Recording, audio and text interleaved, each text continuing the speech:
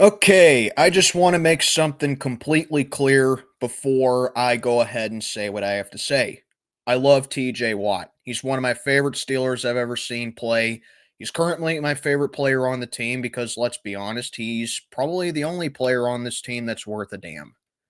With that out of the way, could you imagine what the Pittsburgh Steelers could get if they were to offer a trade for TJ Watt, or if they were not to give him a contract this year and he's not on the team anymore? More specifically, the former option, if we were to offer trades for him. Could you imagine what we would get? Because you're talking about a guy who's been in the league for 7 years, a guy who is a 6 time All Pro, a guy who is a 3 time Deacon Jones Award winner, a former Defensive Player of the Year, the guy who has shattered the all time sack record for the Steelers, over 450 career tackles with the Pittsburgh Steelers, and a guy who's one of the most dominant players in the NFL. And we got a highway robbery with him when we drafted him in the first round back in 2017.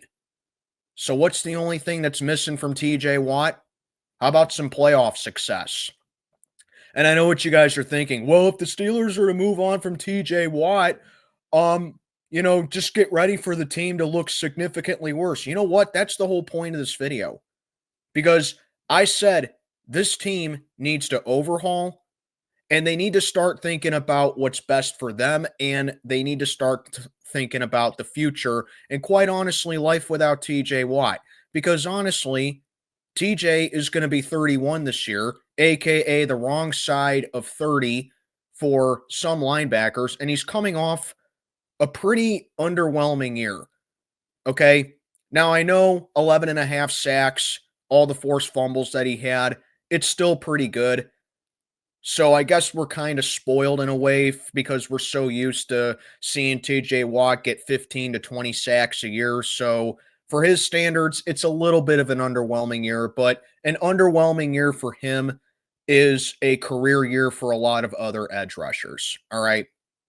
But here's the thing. Like I said, no playoff wins with TJ Watt in 7 years. None.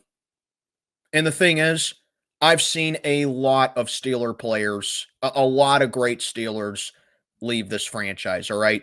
I've seen Big Ben go. I've seen the bus retire. I've seen Hines Ward go. I've seen James Harrison go to New England, of all places, back in 2017 when we were 13-3 and they had just beaten us, and he went to the Patriots, of all teams. Okay. I've seen Heath Miller go. I've seen Troy Polamalu retire. I've seen Brett Kiesel go. I've seen KC Big Snacks Hampton go. I've seen Ryan Clark go. Hell, I'll even put Antonio Brown and Le'Veon Bell in there. The point is, I've seen a lot of great players from this franchise retire or get traded to other teams or just get signed by other teams in free agency. TJ Watt will not make a difference. Okay. But the thing is, we need to start focusing on the future. And I feel like that if the Steelers were to open their ears a little bit to trade offers from TJ, we could get we could get a good return from it. Am I expecting a Herschel Walker type trade for TJ Watt? Of course not. That's unrealistic. But the fact is, I honestly see no difference with this Steeler team with TJ Watt on the field and without him on the field other than a weakened pass rush. Okay? The Steelers are not a good team. They have they've had no playoff success with him. And the thing about it, and you know what the funny thing is about all those players that I just mentioned a little bit ago? You know what all those players have in common? They all have at least one playoff win. TJ Watt don't got a playoff win. And I know it's like, what's TJ going to be this year? And then if you got to give him a new contract because he's coming in the last year of this one, what's it going to be like for him until if he has another holdout? I understand that. But the thing is, like I said, you got to start thinking about the future. You got to start coming up with some good drafts. And if you are serious about making a drastic change, you got to start listening to stuff like this. All right. TJ's basically, as far as I know, he's reaffirmed that he's most likely gonna stay with the Pittsburgh Steelers, and that he's made that his top priority. All right. And the thing is, I got no problem with loyalty. I got no problem with if players want to be loyal to the franchise. Okay, I understand that.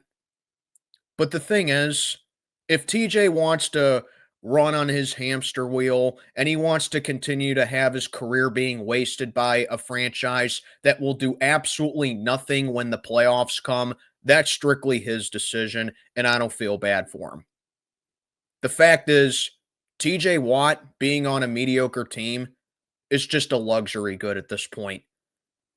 He deserves to be on a contending team. He deserves to be on a team that is title ready and a team that will actually use him properly and will not waste him.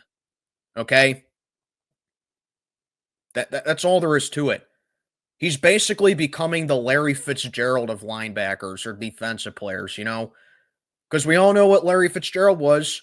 Great wide receiver, Hall of Fame wide receiver, very successful career. His entire career was wasted by the Arizona Cardinals. But hey, at least Larry Fitzgerald appeared in a Super Bowl, and he damn near won that Super Bowl against us in Super Bowl 43.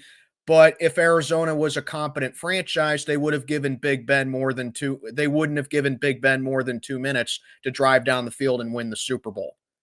So yeah, that's the thing. He is becoming the Larry Fitzgerald of linebackers. That's all there is to it. As I said, is TJ Watt a transcended talent? Of course he is. He's one of the most dominant defensive players in the league. He might be the most dominant defensive player in the league. I don't expect him to win Defensive Player of the Year.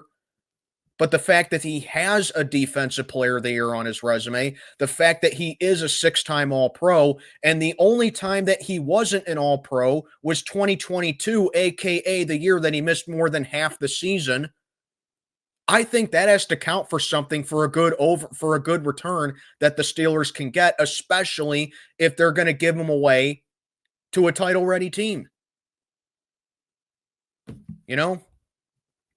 And like I said, like I said, we all have favorites. I certainly have favorites. TJ's certainly one of my favorite Steelers I've ever seen play, as I said in the beginning of this video. But like I said a couple of times already, the Steelers need to consider life without him. They need to get prepared for it. I see no difference on the field that the Steelers have with or without him.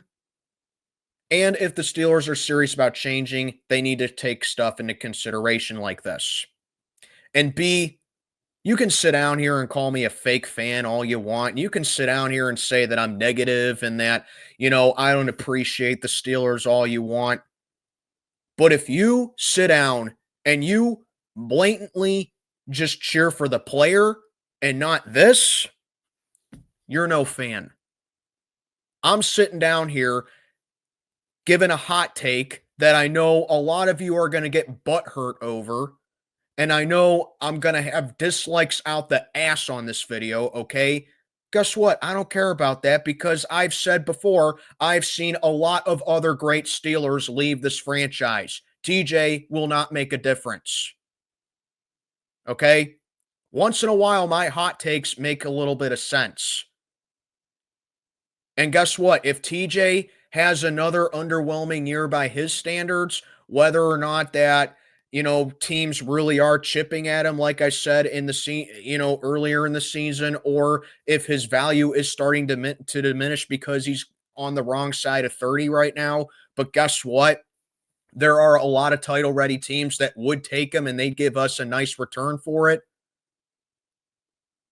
Then guess what? I'm going to sit down here and say it, and I don't care what you think about it. At the end of the day, I'm a Steeler fan, and I want what's best for the franchise. And if we can get a couple of firsts and we can get maybe a second in a good deal and a fair deal with TJ Watt, I'm all for it. Or he can hold out again. He can run around on his hamster wheel, like I said. We can give him another contract, and we still won't have any playoff success. Last I checked, the Steelers had all 36 of their playoff wins and all 6 of their Lombardis without TJ Watt. And they have no playoff wins and no Lombardis with him. So just take that into consideration right there. Like I said, TJ, I love you. You're one of my favorite Steelers I've ever seen play. But we need to get ready for life without him because it's coming sooner than you might think. Anyway, let me know what you think down in the comments below. I'm Mac, checking on out for the day. Have a good one, everybody.